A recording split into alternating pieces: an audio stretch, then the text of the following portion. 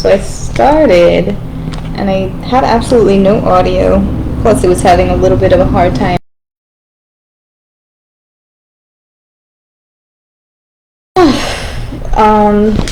It was having a hard time saving, so I think now it should be fine.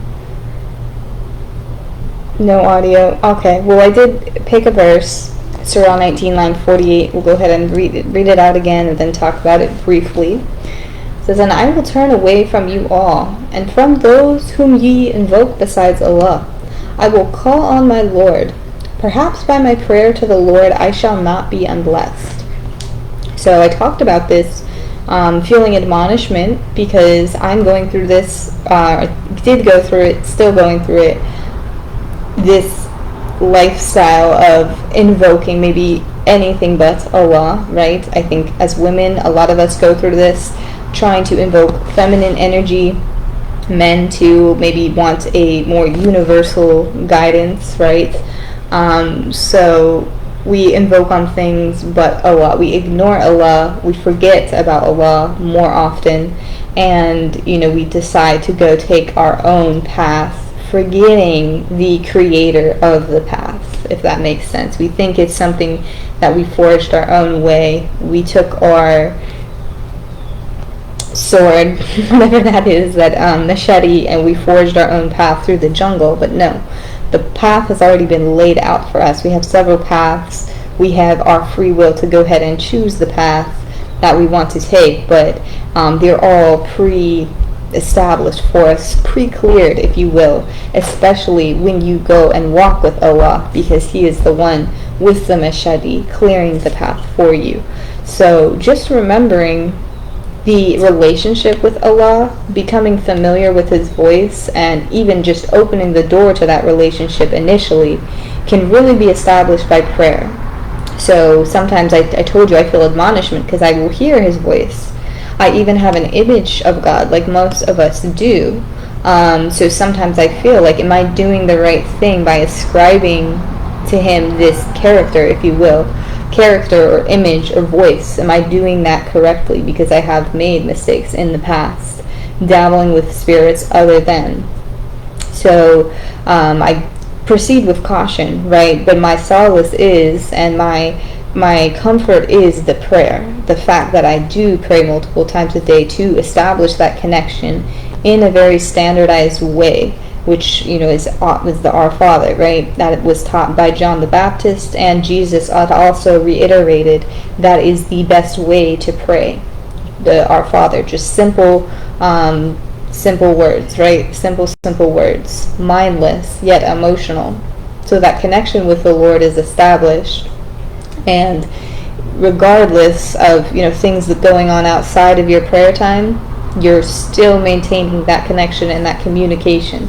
So you know that the person that you are invoking throughout the day to help you throughout the day and to help you on your journey is in fact Allah and the Lord. So very important. And then I just went on a little rant how there are those of us who do invoke on other things, but it will just really take you down. I know from personal experience it will get you results, but it's going in the opposite direction. It's going tumbling down in a downward spiral is how I describe it.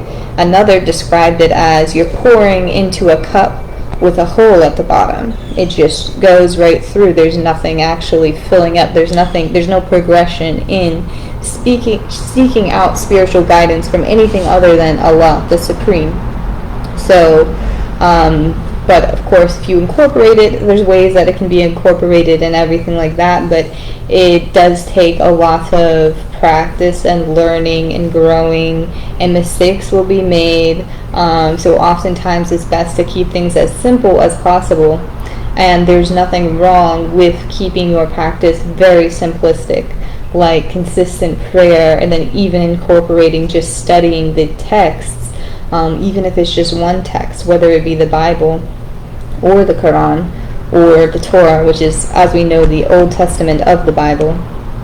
So simple, right? It's not too much work, it's not too much hassle. You're not boggling your brain with all these different methods and modes. You are keeping it very concise and very simple. Again, for like the fourth time. But it's really the best way. Then again, just establishing that connection so you know the voice of the Lord. Nothing will misguide you or deter you from that. Most important thing, we talk about this a lot, glorifying God. You know, Jesus is great too, right? You can call upon Jesus. He is a force of gentle power, but, you know, God is the one who's literally by your side, day in, day out, minute by minute, second by second. He's by your side. As much as you choose to ignore or, you know, turn away or forget about his presence, it's always going to be there. Except for the times where it does say that he'll leave. Sometimes he'll leave. He'll walk away. Sometimes it is hard. Anyways, I digress. Maybe we'll come across a verse like that soon. I haven't read it in a while, but maintain that presence. The presence is a good thing. The present is, in fact, a present. All right. Well, God bless you. We'll get into Numbers. We're going to start Numbers soon, God willing, by this afternoon. I hope you have a good rest of your morning. All right.